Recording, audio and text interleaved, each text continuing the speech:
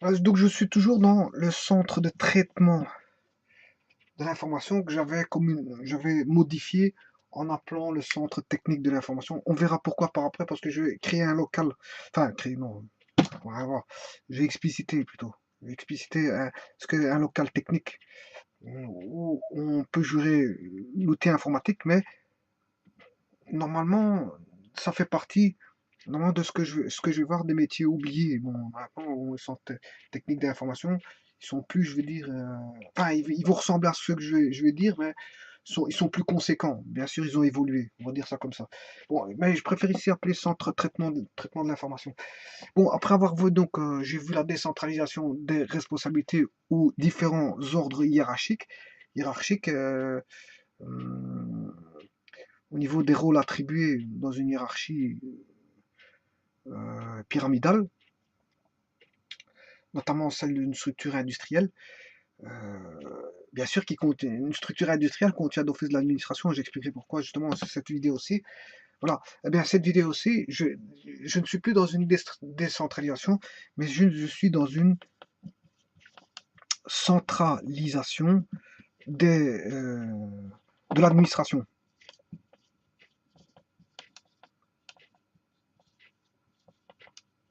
Pourquoi centraliser l'administration alors qu'on décentralise les différents, je veux dire, euh, les différents niveaux hiérarchiques, on les décentralise, alors que l'administration, on la centralise. Bien sûr, quand je parle d'administration, c'est pas l'administration d'État, hein, c'est pas l'administration publique. Ici, c'est une administration, elle répond à l'administration privée, privée, c'est-à-dire propre à une entreprise. C'est un terme un peu spécifique qui désigne, je veux dire, tout ce qui est euh, euh, gestion interne de l'entreprise, tout ce qui est, on va dire, euh, gestion sous-entendu management, euh, euh, gestion, en fait, tout ce qui est gestion de dossiers papier, en fait. Hein, on retrouve les juristes, les secrétaires, voilà, tout ce qui est fonction d'administration, secrétaire, juriste, fonction auxiliaire, voilà, tout ce qui est commande, secrétariat, enfin, non, qu'est-ce qui fait que les commandes? Ça peut être un secrétariat spécifique ou un secrétariat normal, hein. Voilà, quoi. Voilà, donc, bon.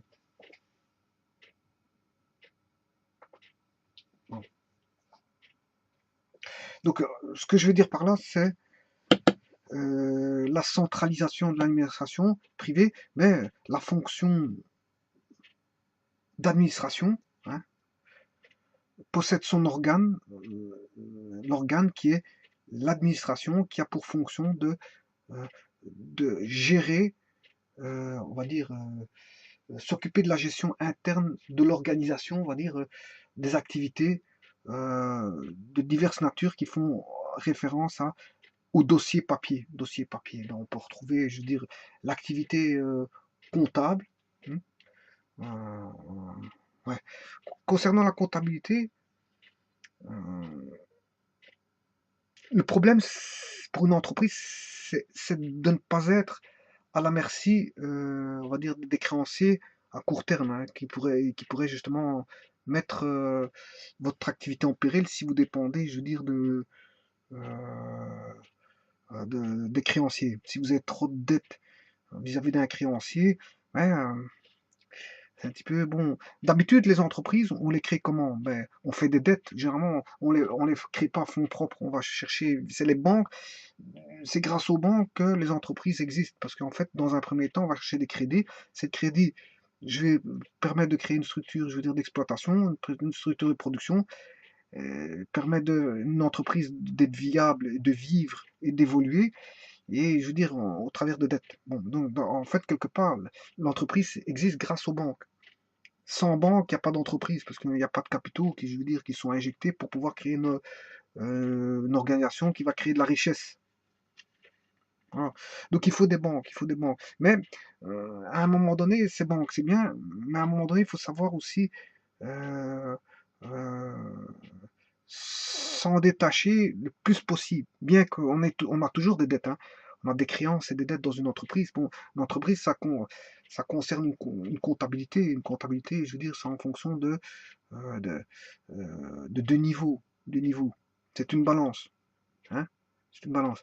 Et il y a il y a les créances, ce que on vous doit. Quand je dis on, ça peut être beaucoup de personnes, les clients ou n'importe quoi, les banques peuvent vous devoir de l'argent, hein, tous ceux qui vous doivent de l'argent. Bon, et euh, voilà, ce sont des créances. Au niveau de la comptabilité, c'est des créances. Et à côté de ça, bon, vous avez les dettes que l'entreprise fait. Voilà. C'est la comptabilité de la société. Voilà, c'est ça. Elle vit sur des créances et de dettes. Vaut mieux avoir plus de créances que de dettes. Mais des dettes, on en aura toujours. Pourquoi? Parce que pour faire fonctionner la machine économique au niveau de la production, ben, il faut des commandes. Et les commandes, généralement, hein, je veux dire, on va chercher, on fait des dettes, et puis après, bon, les clients nous paieront à X mois, voilà. Donc en attendant pour faire fonctionner mon entreprise, je ne vais pas attendre les clients qui me payent, mais je vais demander des crédits à la banque, et puis bon, je serai remboursé avec bien sûr des marges bénéficiaires.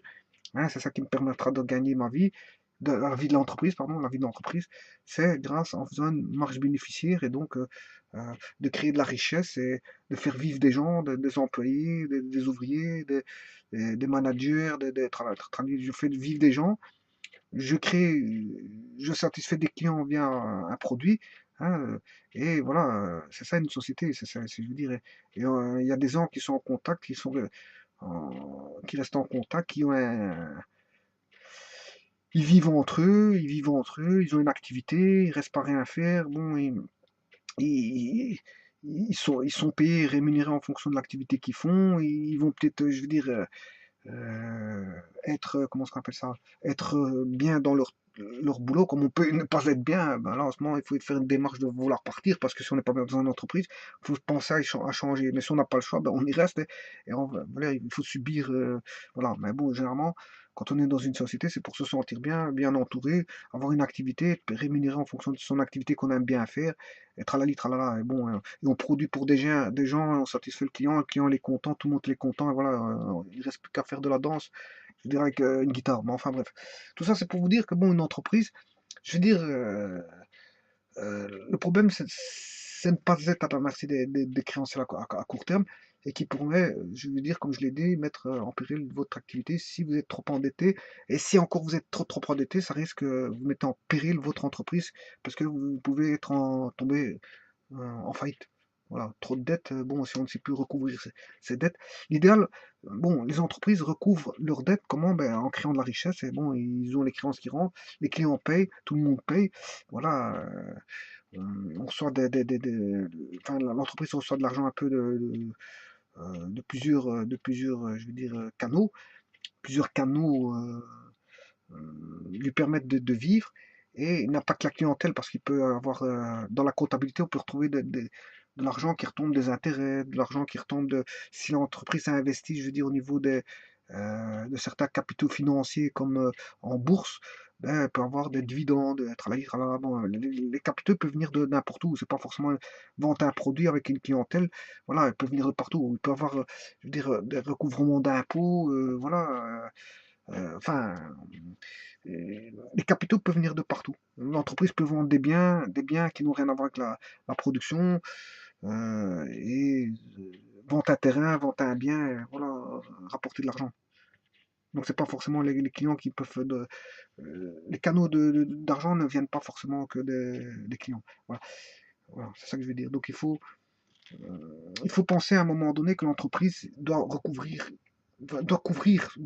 soi-même de façon suffisante ses actifs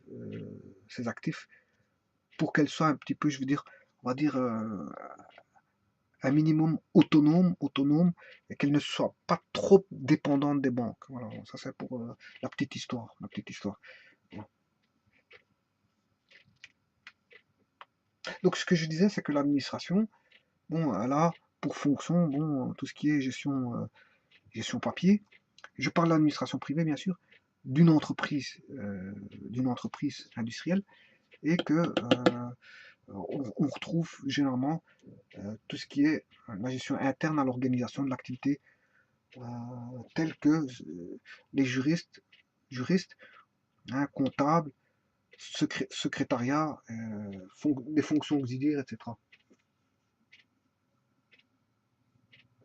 Donc, on va dire c'est proche de la notion de management. Hein, voilà. Bon, juriste, pourquoi juriste? Parce qu'il faut quand même, quand on ouvre une société, la première des choses qu'il faut faire, c'est d'avoir des avocats parce qu'on est sûr et certain d'avoir des litiges. Et les litiges, d'office, toutes les entreprises en ont. Toutes les entreprises peuvent avoir des litiges. Et bon, c'est pas l'entreprise qui va commencer à aller courir dans les tribunaux, hein, pour commencer à, je veux dire, ni un cadre de l'entreprise, ni je veux dire, quelqu'un qui travaille en production, qu'on va l'envoyer dans les tribunaux pour aller gérer des affaires courantes de litiges au sein de l'entreprise. Là, on va demander à des juristes spécifiques qui sont payés, peut-être sous-traités ou soit en interne, payer des juristes, des avocats pour défendre, je veux dire, la cause concernant le litige. Voilà. Donc vous voyez que le juriste est propre à l'administration, on va pas aller chercher on va pas aller chercher quelqu'un, je veux dire, qui travaille sur site pour aller l'envoyer au tribunal et essayer d'arranger les bidons. Non, c'est ni un directeur qui va aller, hein, bon, c'est un avocat qui s'occupe de ça. Notamment pour la fonction d'administration, on retrouve le secrétariat. Le secrétariat, c'est toutes les personnes qui vont travailler, je veux dire, les documents de facturation, facturation de quoi? Ben, facturation, euh, faire des factures, euh, envoyer des devis. J'ai pas dit faire les devis, parce que les devis peuvent être faits par des cadres. Hein. Le cadre, il peut mettre, bon, ça va coûter autre. Ça peut être fait par une planification. Parce que, bon, il y a des petits projets comme des gros projets dans une société. Dans une société, il peut y avoir des gros projets. Les gros projets, ça m'étonnerait que, bon, ça soit c'est pas comme un magasin, ça va pas être 10 articles, 15 articles, c'est peut-être des milliers d'articles. Voilà, c'est des milliers d'articles. Là, bon, des milliers d'articles, ça ne se gère pas comme si quelqu'un venait commander dans un comptoir et viendrait demander, je sais pas moi, des tuiles, des boiseries pour des chevrons, des latages, des isolants. Bon, là, je peux passer une commande hein, je veux dire, il va me demander ce qu'il faut, je vais aller chercher la marchandise ou je vais la commander ou je vais l'envoyer par camion. Bon, ça peut prendre allez, 20 minutes, 25 minutes. Si maintenant il commence à s'étaler sur des détails techniques, bon, on peut partir sur une demi-heure. À un moment donné, il faut arrêter la conversation parce qu'il y a des autres clients qui attendent. Bon. Mais je veux dire, envoyer un devis, bon, on peut envoyer un devis de quelques éléments, quelques éléments.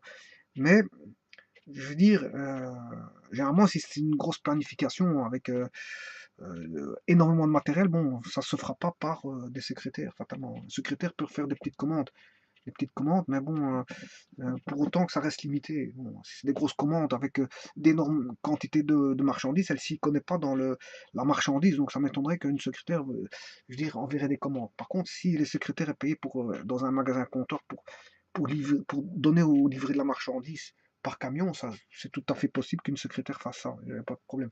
Bon, mais les secrétaires, on les retrouve pour les facturations, pour comment est-ce qu'on appelle ça, le traitement des salaires, traitement des salaires, quoi, on peut, maintenant l'administration, assez souvent, elle est décentralisée.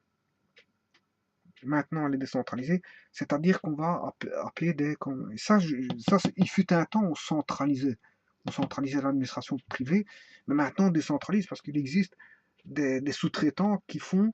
Attention que je suis dans là, c'est centre de traitement de l'information, donc je suis dans un ancien métier, hein, métier oublié. D'ailleurs, il est là. Il est là. Il est là.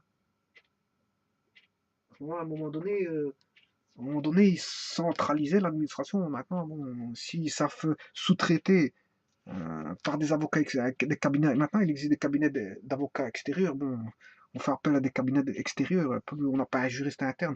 Quoi qu'il y en a qui ont un avocat ou l'autre. Encore, il y a des petites sociétés qui font ça, mais généralement, il y a des cabinets d'avocats. On paye les cabinets d'avocats.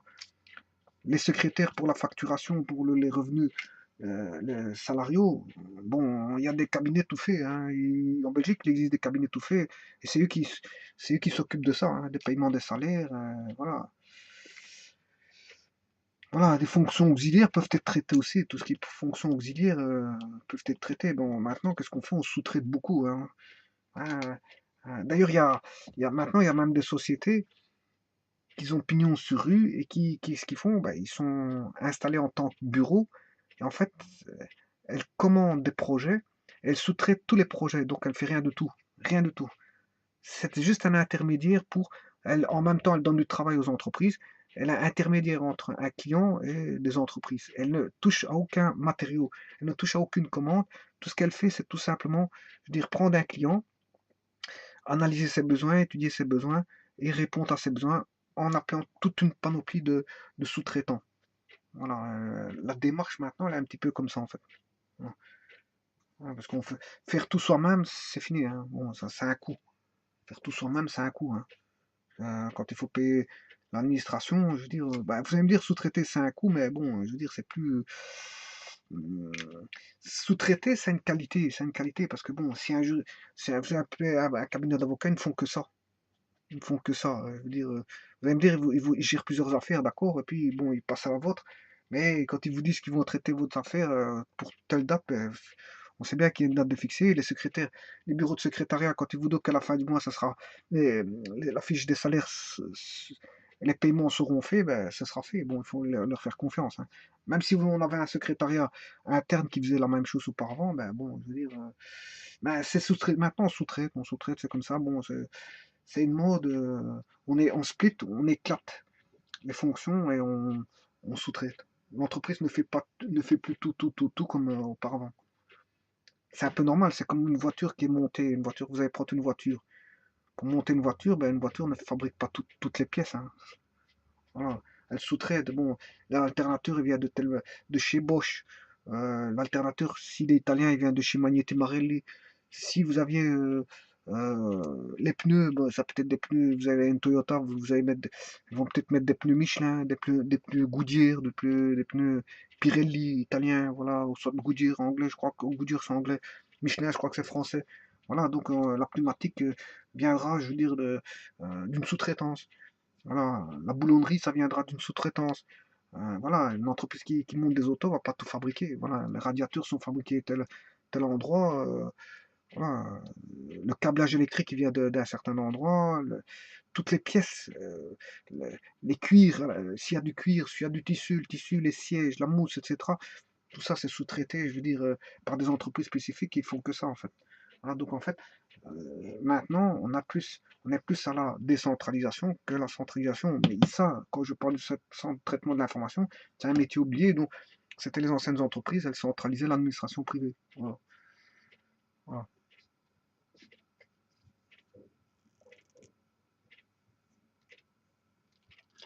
Alors, pourquoi à ce moment-là, ils centralisaient l'administration, la fonction privée d'administration? Pourquoi? Parce que ben, c'était pour soulager, vous l'aurez compris, soulager les unités d'exploitation, pour que moins les unités d'exploitation avaient du travail administratif, et plus ça les soulageait, ils pouvaient faire ce qu'ils devaient faire. Bien que parfois, ils sont obligés de faire de l'administratif. Et ils sont encore, même maintenant, encore appelés à faire de l'administratif. L'administratif, on ne saura pas la bannir, hein, elle sera toujours présente. Ne fait-ce que si vous faites un audit, vous avez besoin soit vous appelez des auditeurs externes, et bon, ils viennent, bon, ils vont rentrer dans votre travail, bon, c'est un petit peu embêtant. Autant remplir vous-même les documents, hein, en tant qu'exploitant, et puis de rendre un service d'audit, qui eux vont analyser, vont prendre les décisions nécessaires, mais généralement, dans une entreprise, vous avez toujours de l'administration, puisqu'il faut remplir toujours des documents. Tout se fait sur base de documents. Tout. On n'échappe pas, même en 2018, tout se fait sur base de documents. Bon, par exemple, j'ai traité la pièce A est de qualité, oui, je coche. Combien de pièces? 5 pièces, ok. Dire, hum, le client est venu chercher la marchandise, oui. Ouais, voilà, donc il faut faire l'administratif, sinon l'information doit être, je veux dire, écrite. Les écrits restent, les paroles partent. Donc tout doit être écrit. Tout, tout, tout, tout. J'ai fait un dépannage. Bon, qu'est-ce qui est tombé en panne? Telle pièce est tombée en panne. Qu'est-ce qu'elle a eu? Symptômes. Hop, c'était ça les symptômes. Pièce de rechange utilisée. Je veux dire, comment on appelle ça? Méthode de réparation. Des remarques. Est-ce que j'ai eu des remarques pendant la réparation à faire? Bon, voilà. Combien de temps vous êtes resté? Autant de temps. Voilà. C'est de l'administration. Et puis tout ça, c'est encodé, encodé. Et ça peut permettre, par exemple, tout ça, pour un dépannage, par exemple, de réaliser un document avec toutes les pannes possibles et imaginables et faire des statistiques. Bon, telle panne arrive assez souvent, telle panne, une autre panne arrive moins souvent. Quand on a ça, c'est tel type de panne. Quand on a ça, c'est tel type de... Et de faire, je veux dire, un schéma élaboré du typage de panne que l'on peut avoir au sein de l'entreprise même qui on va dire, dépanne certaines machines, euh, certains ordinateurs, voilà, certains matériels informatiques ou certains matériaux, pas matériaux, je m'excuse, on dépanne jamais des matériaux, des machines, dépannage de machines, dépannage voilà, de machines automatiques, voilà, on va dire ça comme ça. Ça peut être, quand je dis machine, ça peut être tout, vous pouvez entrevoir tout au travers de machine. Je prends le sens machine dans le sens général. Voilà. En tout cas, tout ce qu'il faut faire, c'est élaborer un système d'information avec un maximum d'informations sur les typages de panne. Et donc, pour pouvoir, je veux dire, en faire un dossier complet, de savoir quels sont les types de panne et une statistique derrière, hein, quels sont les types de panne qui arrivent souvent. Et quand telle machine arrive, c'est tel type de machine, est-ce que cette panne a déjà été rencontrée? Si oui, faire le type de dépannage qui va prendre autant de temps, sachant que en général il prend autant de temps, ben, on fait une moyenne de timing possible pour réparer ce type de machine en fait.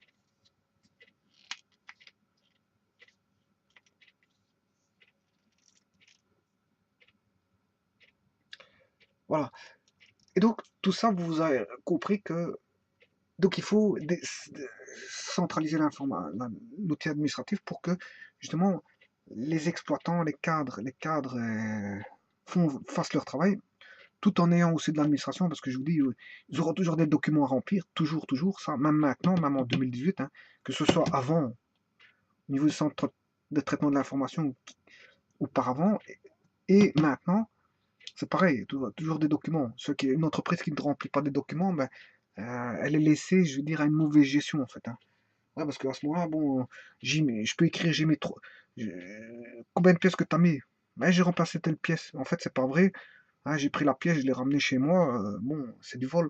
Mais si ça arrive souvent, ben, l'entreprise perd énormément d'argent et c'est une mauvaise gestion parce que un petit peu d'argent, plus un petit peu d'argent, plus un petit peu d'argent, plus un petit peu d'argent perdu, à la fin, c'est beaucoup d'argent. Ça laisse des trous dans la société et à la place de faire des marges bénéficiaires, de gagner, ben, on perd.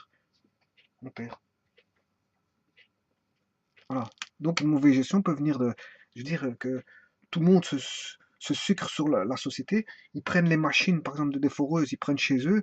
Ah, parce que la machine, la foreuse, je sais pas, ben, il faut en racheter une nouvelle. Ah, c'est sur le frais. Déjà, on avait une foreuse qui coûtait, je sais pas moi, 150 euros ou 200 euros. Si c'est une Ilti, marque Ilti, bon, ça coûte cher. Ah, j'ai acheté une belle machine, 300 euros. La machine là, qu'est-ce qu'elle a fait? Ben, elle a été volée. Bon, je l'avais déjà acheté 300, il faut rajouter 300 pour combler la machine perdue, ça qui fait 600 euros. Ah ouais, 300 de perdu parce qu'elle est perdue, et 300 nouvelles que je dois combler, ça fait 600 euros. Et pendant ce temps-là, bon, si ça arrive qu'une fois, c'est pas grave, mais si ça arrive tout le temps, bon, je veux dire, c'est 600 par-ci, 600 euros par-là, 600, mais l'entreprise, elle gagne de l'argent pour payer, je veux dire, le matériel perdu, le stock de marchandises perdu, de matériaux, parce qu'il y en a qui vont aller voler les matériaux aussi, hein, les gens qui volent les matériaux. Voilà. Donc, il faut tout noter. Si on note pas, je veux dire, c'est le point de départ de la mauvaise gestion des vols, et on raconte n'importe quoi. T'as fait ce travail-ci? Ouais, ouais, ouais, je l'ai fait, je l'ai fait. Mais en fait, tu l'as pas fait, puisqu'en fait, voilà. Mais si c'était marqué sur un papier, bon, j'ai fait ça, ça, ça, ça. voilà, j'ai remplacé ça, ça. Hein, si le chef regarde le document, ben ouais, si ça a été fait, il est marqué dessus, et lui, il ira vérifier, si c'est pas fait, ben, le gars, il peut risquer une réprimande.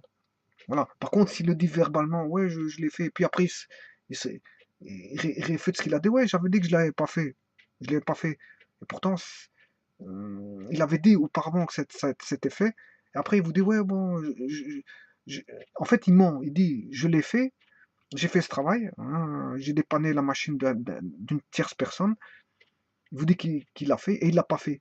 Puis quand le chef il va voir, il vous dit ben voilà, il n'est pas fait. Ben ouais, je vous l'avais dit qu'il n'était pas fait, ça j'avais pas terminé. Ben ouais, il peut, avec des verbiages, des paroles, il peut, je veux dire, s'en sortir, mais avec des documents, on s'en sort pas parce qu'il est marqué ça, tu as dit que tu l'as fait, et tu l'as pas fait. Donc c'est un mensonge. Donc voilà. Donc gérer des documents, c'est fort important. L'administration, il y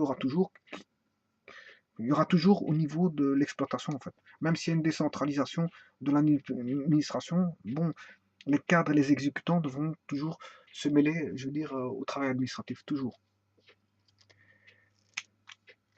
Donc, et qu'est-ce qui va faciliter tout ce travail de traitement de l'information? Et comme je l'ai dit, c'est encore une fois, qu'est-ce qui va aider les unités de production à améliorer leurs défis au niveau de la centralisation de l'administration et des cadres qui vont exécuter leur travail et qui vont euh, aider l'administration à centraliser, je veux dire, centraliser les informations des exécutants et des cadres, euh, au travers d'un contact direct, hein, parce qu'il va y avoir un contact direct entre les cadres et les exécutants, eh bien, vous l'aurez compris, encore une fois, l'outil informatique. L'outil informatique qui va donc aider, faciliter donc la gestion administrative de la gestion administrative ainsi que les relais par rapport aux exécutants, les informations qui remontent des exécutants des cadres vers l'administration. Attention que l'administration c'est déjà des cadres, hein, on trouve dans l'administration on peut appeler des cadres de l'administration. Voilà. Mais les cadres, ça peut être aussi des cadres de production. Cadre, c'est un mot qui peut se mêler à plusieurs organes d'une organisation. Cadre de l'administration, cadre de la production, cadre, voilà, cadre. Non.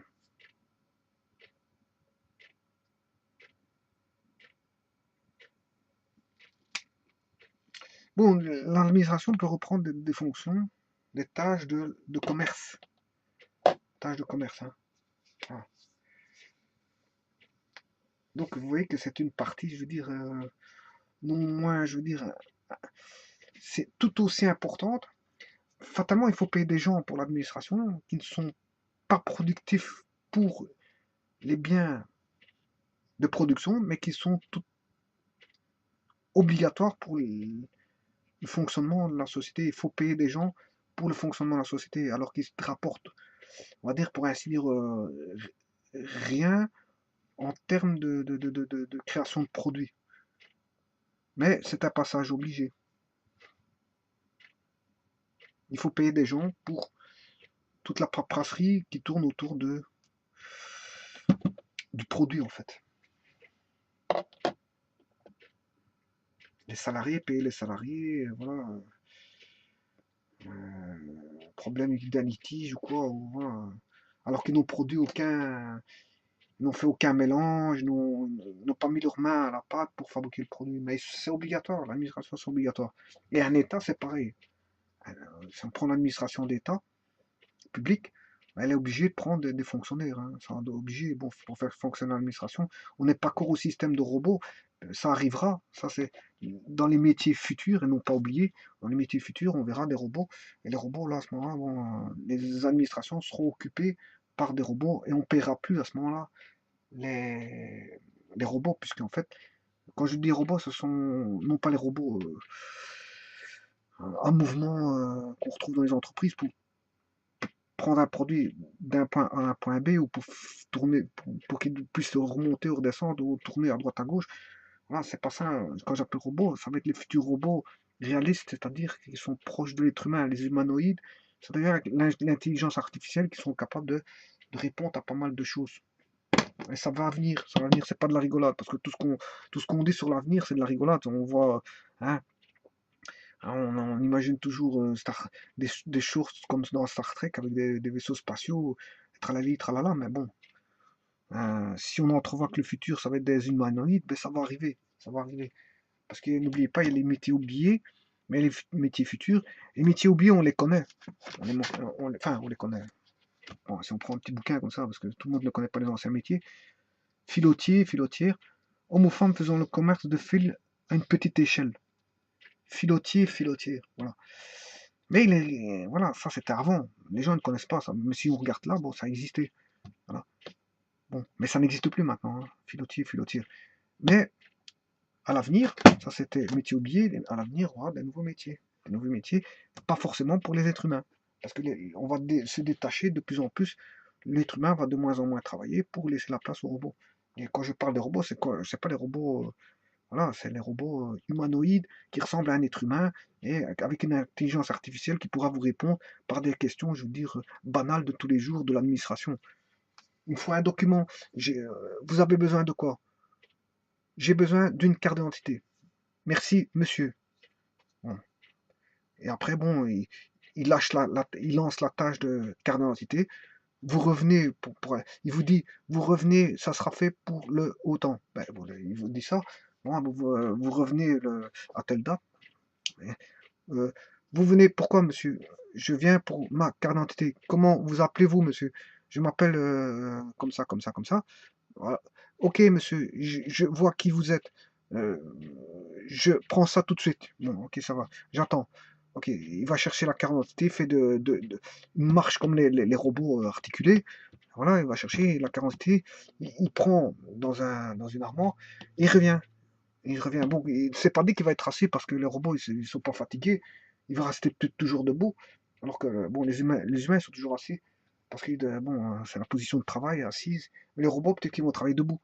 Hein, ils seront debout, ils vont aller chercher les affaires en marchant, ils vont revenir peut-être même en courant, peut-être s'il court, il sait s'arrêter tout. Voilà, pour avoir plus de rendement, il peut courir. Hein. Ah ouais, c'est comme un tapis roulant d'une société. Ben, si vous avez des caisses, les caisses, elles vont circuler. Mais si vous augmentez la cadence, les caisses vont aller de plus en plus vite, vous augmentez le rythme de production et au niveau rendement, vous allez avoir plus de rendement. Donc si vous le faites courir, ben lui, on s'en fout, c'est un humanoïde, c'est pas un être humain. Hein. Un être humain qui court, bon, c'est un petit peu embêtant parce que bon, il va se sentir esclave. On va lui dire, hey, tu cours pour aller chercher ça. Bon, il va courir. Il va revenir en courant. Ben, c'est un meilleur rendement, oui, mais le problème, c'est on va lui dire, écoute, t'es un esclave. Mais le robot, il peut aller courir comme ça. Si c'était un peu éloigné, il peut aller courir, aller chercher la carte d'identité et revenir vite en courant. Il sera pas. Voilà, on s'en fout qu'il court ou il court pas, parce que je veux dire, mais il aura plus de rendement. Il va vous le donner en 2 secondes, alors que bon, si vous allez à l'administration, le temps que si vous avez une personne, je veux dire, de forte corpulence, mais si elle prend son temps pour aller chercher la quantité, vous avez pour un petit bout de temps avant qu'elle revienne. Voilà, donc bon, un robot, peut-être en 3 secondes, il va vous, enfin 3 secondes, quand je dis 5 secondes, 5 à 10 secondes, il va avoir votre carte d'identité pour vous la fournir, et bon, le rendement sera plus important. Donc vous allez avoir les files d'attente vont réduire dans l'administration, parce qu'ils vont travailler très vite, très vite. Et je veux dire, ils vont peut-être travailler toute la nuit, toute la nuit. Ils vont travailler du matin jusque le lendemain. Voilà, l'administration va être ouverte 24 heures sur 24. Donc, fatalement, s'il y a des nouveaux métiers, ben, je veux dire, les nouveaux métiers vont amener c'est pour un nouveau rendement, c'est l'évolution. Donc, on va évoluer vers quelque chose de plus, je veux dire, je veux dire, en rapport avec son temps, comme j'ai expliqué, en rapport avec son temps. Donc si on a un rapport avec son temps, on a un rendement plus important, et peu importe si on regardera plus s'il tombe malade ou pas, on s'en fout, parce que c'est des humanoïdes, même s'ils tombent en panne, mais on remplace le robot par un autre, l'autre on le jette à la casse, ou on va le réparer pour, voilà, si ça coûte trop cher, on va le réparer. Voilà, donc la philosophie du travail sera pas la même. On pourra venir à l'administration à 4 heures du matin, ou 5 heures du matin, ou 6 heures. Ben, je vais retrouver un robot humanoïde à n'importe quel moment. Donc j'aurai plus de file d'attente. La file d'attente, c'est impossible. À ce niveau-là, c'est impossible. Si vous travaillez vite et qu'ils travaillent H24, 7 jours sur 7, Il n'y a aucune file d'attente, aucune. Donc voilà. Et on pourra dire de la même chose des magasins. Si les magasins, il n'y a plus de caissières, ben, si les humanoïdes, ils travaillent dans les magasins, ben, c'est des magasins ouverts H24. Et donc là, je veux dire, le rendement va être plus conséquent. Plus conséquent. Les entreprises commerciales de marché vont faire énormément énormément de comment énormément de comment on appelle ça, de profit. D'autant plus que ici on a des législations qui concernent les êtres humains, mais là il n'y aura plus de législation concernant les humanoïdes, parce que l'humanoïde on pourra le faire travailler H24, alors qu'un être humain, bon, la législation dit qu'il faut ouvrir le magasin à telle heure il faut fermer. Voilà, bon, ouais, ça sera plus. Maintenant, si on prend un commerce, on le met dans une campagne, euh, qui dérange personne, on peut avoir des va-et-vient dans la campagne, il n'y a pas de problème. Il n'y a pas de problème. Ça va te déranger personne, je peux le laisser ouvrir 24 heures sur 24.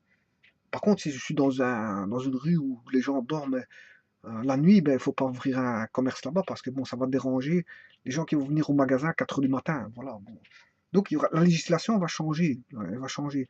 Ici, on ne peut pas ouvrir un magasin au-delà de 10 heures du soir, on ne peut pas l'ouvrir. Bon, je suis d'accord, mais quand il y aura les humanoïdes en pleine campagne, pourquoi pas? On peut se dire, bon, si ça dérange personne, il n'y a pas d'habitation dans les pourtours, voilà, on peut laisser ouvrir un magasin 24 sur 24, 7 jours sur 7, et que l'entreprise en profite au maximum. Ça peut arriver, et ça arrivera un jour ou l'autre. Voilà, voilà, voilà, voilà.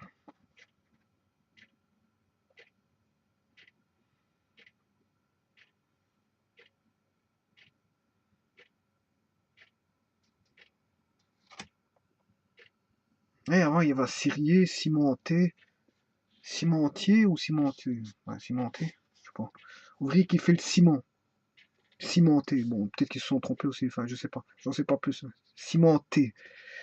Cigarière. Ouvrir de façon qui façonne le tabac en cigare dans les manufactures de tabac. Cigarière. Bon, chocolatier, c'est connu. Chômeur. Ouvrier qui chôme. Il pouvait s'agir d'un chômage ponctuel parce qu'on célébrait une fête ou parce qu'on c'était dimanche. Ou d'un chômage plus durable lié au manque de travail. Donc, chômeur, c'est un ouvrier qui chôme. Bon, dans certaines corporations. Maintenant, la définition de chômeur n'est plus la même. Hein. C'est plus un ouvrier qui chôme, parce que voilà, qu'est-ce qui chôme? Ça peut être n'importe qui chôme. C'est pas forcément un ouvrier. Dans certaines corporations, celle des cloutiers, par exemple, dès qu'un chômeur se présentait dans un atelier, on lui faisait le bien, c'est-à-dire qu'on lui servait à boire et à manger. Chromateur, ouvrier travaillant dans les fabriques, on emploie les chromates. Chevaux légers, seul un homme de naissance et d'honneur pouvait appartenir à cette compagnie de cavalerie chargée de la garde du roi, chevaux légers. Cheveur, ouvrier spécialisé dans le chevage des verres de montre. Shaker, aux États-Unis, sur les chemins de fer employés qui opèrent le chéquage. Chéquer, mettre un chèque ou jeton au collet. Voilà. Charreton, conducteur d'un chariot, d'une charrette. Voilà, ben voilà, c'est tous les anciens métiers. Machiko, Machiko, chantre chargé de l'exécution commentée du plein chant. Machicotage, manière de chanter le plein chant avec une seconde partie improvisée pratiquée autrefois, spécialement dans l'église Notre-Dame de Paris. Par extension, le terme désigne aussi le fait d'ajouter un agrément à la mélodie et à l'harmonie d'un chant. Machiko, machicoté, machiko. Chantre chargé de l'exécution ornementée du plein chant. Ah, il y a plein de métiers, hein. Bon, on pouvait pas être avec tous ces indienneurs. Ouvriers qui fabriquent les indiennes ou qui appliquent le motif dit à l'indienne sur une cotonnade. Et l'indienne, c'est quoi? C'est l'étoffe de coton peinte ou imprimée dont les premiers modèles furent réalisés en Inde. Voilà.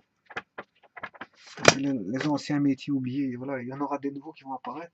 Généralement, l'homme il va de moins en moins travailler. Avant, il y avait de plus en plus, il y avait énormément de travail pour tout le monde, donc de l'activité pour tout le monde. Ici, on va avoir de moins en moins, à l'avenir, de moins en moins d'activité parce que ça va être fait par les humanoïdes. Donc en fait, on sera peuplé d'êtres humains, plus peuplé d'humanoïdes. S'il y a 7 milliards d'êtres humains, on va essayer de peupler au maximum d'humanoïdes pour qu'on ait un maximum de profit au niveau du travail. Hein, donc en fait, si on va aller vers la tendance à l'augmentation des humanoïdes, ouais, si on a 7 milliards de personnes, ben, on a peut-être chacun, si chacun fait travailler un humanoïde chez lui pour servir à boire, à manger, voilà, pour faire la vaisselle, pour faire voilà, et plus les humanoïdes qui travaillent dans les entreprises, les industries, les administrations, ben, on se rapproche des 7 milliards aussi, et 7 milliards d'êtres humains, plus 7 milliards d'humanoïdes. Il va peut-être avoir un conflit entre les êtres humains et les humanoïdes, parce que s'ils sont trop intelligents, ben, ils vont se rebeller aussi. Je ne sais pas qu'est-ce qui va se passer. Parce que, à force de donner trop d'intelligence à l'informatique, bon, je veux dire, l'informatique va je veux dire, ça va devenir un humain, mais qui va répondre émotionnellement aussi, mais que c'est un robot, c'est un robot. Il va répondre émotionnellement par le programme.